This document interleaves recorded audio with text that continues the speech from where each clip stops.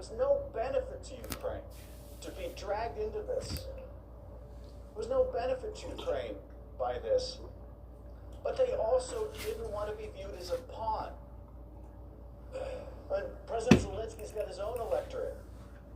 He's this new leader. He's a former comedian. And he wants to be taken seriously. He needs to be taken seriously, because if the U.S. won't take him seriously, you can darn well bet Vladimir Putin isn't going to take him seriously. And so the perception, not just that there's a rift, that he can't get military aid, or it's in doubt or in question, but the impression that he's nothing more than a pawn. You could see how problematic that was for President Zelensky. In other words, Ukrainian officials understood, just as our officials understood, just as all those folks you just saw, Morrison and Vindman and Hill and others, and all the people who had to go to the lawyers, all the people who listened to that call. Thank you for watching. Understood, this is just wrong. Now, Morrison goes on to say that he's no legal expert and can't really opine on the legality of what happened in this call. But they all knew it was wrong. They also knew that it was Thank you for watching. To bipartisan support. They knew it was damaging to our national security. But here we see it wasn't just our people, it was Ukrainians who also understood this was a pure political errand they were being asked to perform. It's no way to treat an ally at war.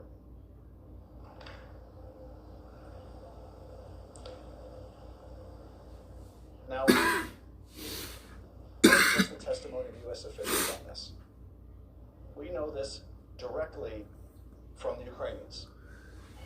Indeed, we know this directly from President Zelensky himself, who said, quote, "I'm sorry, but I don't want to be involved to democratic open elections, elections of the USA."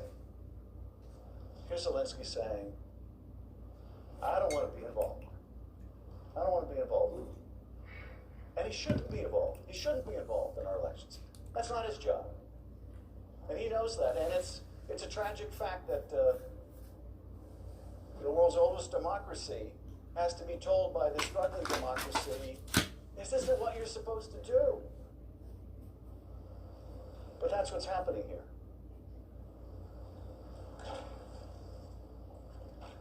Let's go to the eighth reason why you can know that President Trump put himself first. And that is, there's no serious dispute that the White House tried to bury the call record. They tried to bury the call record. Although President Trump has repeatedly insisted that his July 25th conversation with President Zelensky was perfect, the White House apparently believed otherwise. Their own lawyers apparently believed otherwise. Following a head of state call, the White House normally issues a public summary or a readout to lock in any commitments made by the foreign leader and publicly reinforce the core elements of the president's message. However, no public readout was posted on the White House website following the July 25th call. I wonder why that was. The White House instead provided reporters with a short, incomplete summary that, of course, omitted the major elements of that conversation.